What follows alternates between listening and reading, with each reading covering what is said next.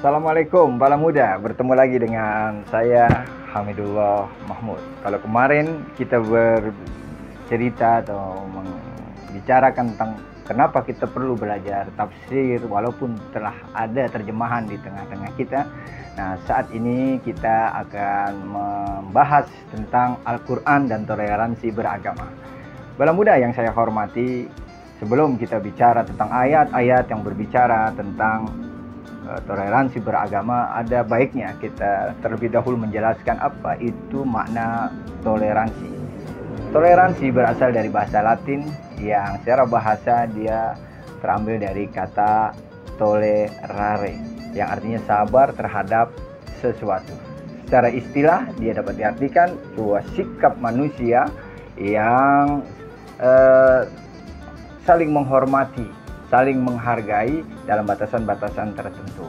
Nah, Islam sebagai agama rahmatan lil alamin, agama yang membawa kebaikan bagi seluruh alam, yang tidak hanya kebaikan itu dinikmati oleh manusia, hewan, tumbuhan, semua yang ada di alam ini, juga mengusung tema toleransi. Kalau dalam Islam, toleransi itu kita kenal dengan tasamuh.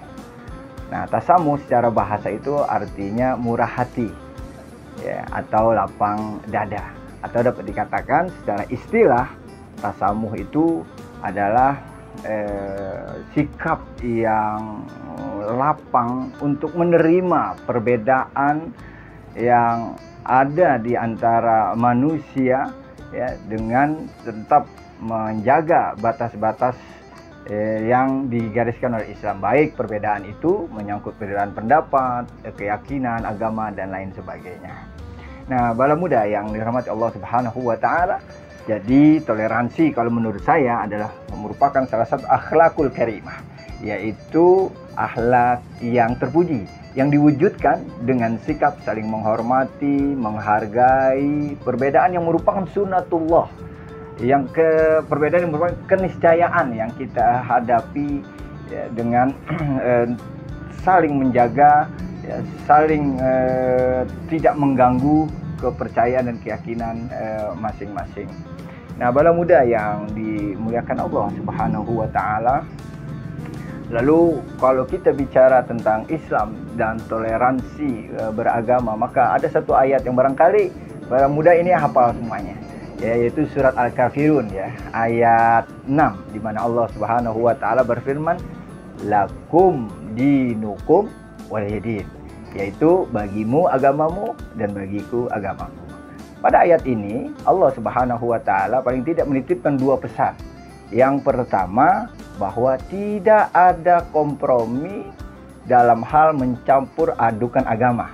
Lakum dinukum waliyadin, bagimu agamamu, bagiku agamaku. Yang kedua, ini sebetulnya sebuah pernyataan dari baginda yang mulia Nabi Muhammad sallallahu alaihi wasallam, bahwasanya beliau mengakui ada agama lain di luar Islam saat itu, di mana beliau memberikan kebebasan ekspresi untuk tidak saling mengganggu, menjalankan ibadah sesuai dengan yang diyakininya.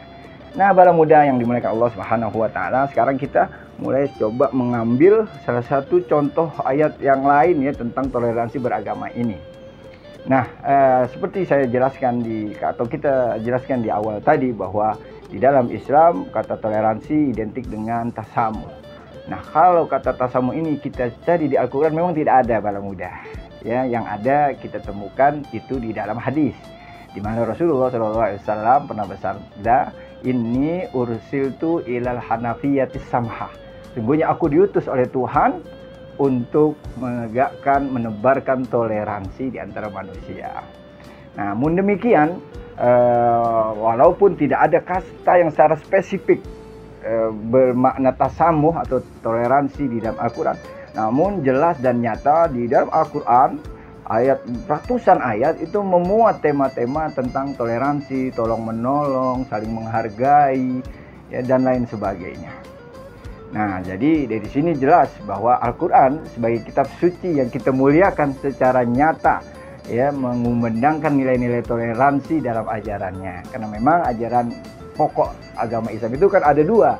Yang pertama itu ajaran ketuhanan, yang kedua ajaran kemanusiaan. Nah, ajaran kemanusiaan ini mengajarkan tentang bagaimana kita saling menghormati satu dengan yang lainnya. Nah, bala muda yang dimuliakan Allah Subhanahu wa taala, kita bisa ambil contoh salah satu firman Allah Subhanahu wa taala dalam surat Al-Mumtahanah ya, ayat 8 sampai 9, di mana Allah Subhanahu wa taala di situ menjelaskan bahwa Allah tidak melarang seorang muslim untuk melakukan hubungan baik dengan non-muslim, dengan orang yang tidak seiman, selama orang tersebut tidak mengganggu agama seorang muslim ya. Dan demikian pula di ayat ke-9 di situ diberikan batasan yang jelas kapan kita boleh melakukan toleransi dan sebaliknya. A'udzu billahi minasyaitonir rajim. Bismillahirrahmanirrahim. La yanhaakumullahu 'anil ladzina lam yuqatilukum fid din wa lam yukhrijukum an diyarikum an tabarruhum wa tuqsitu ilaihim innallaha yuhibbul muqsitin. Yang artinya Allah Subhanahu wa taala tidak melarang kalian berbuat baik dan berbuat adil kepada mereka yang tidak memerangi kalian dalam agama kalian, juga tidak mengeluarkan kalian dari kampung halaman kalian. Sungguhnya Allah Subhanahu wa taala menyukai orang-orang yang berbuat adil. Nah, batasannya adalah pada ayat berikutnya, di mana Allah Subhanahu wa taala berfirman, "Innama yanhaakumullahu 'anil ladzina qataluukum fid din wa akhrajukum min diyarikum wa dhaharu ala ikhrajikum an tawallahum wa may yatawallahum fa ulaika humul zalimun."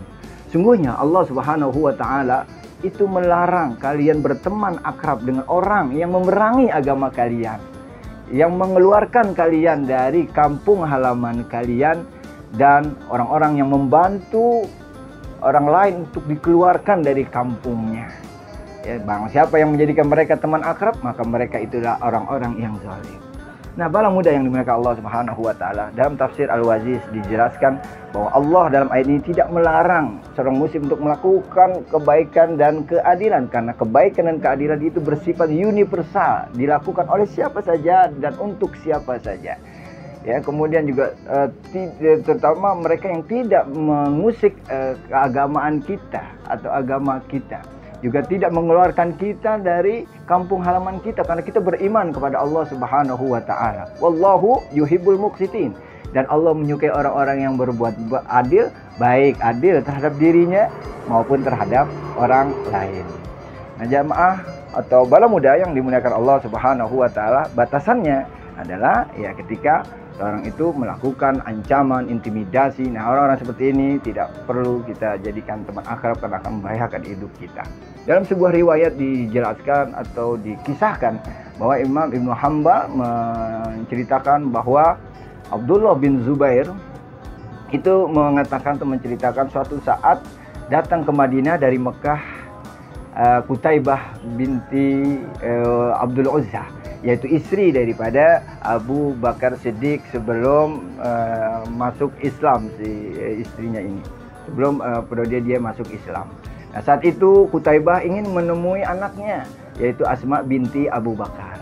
Namun Asma binti Abu Bakar tidak mau menemui ibunya dan tidak mau menerima hadiah yang dibawa oleh ibunya ini, yaitu Qutaibah bin Abdul Uzza. Kemudian Asma binti Abu Bakar ini mengutus utusan ke Aisyah radhiyallahu anha untuk menanyakan perihal tersebut kepada baginda Rasulullah SAW.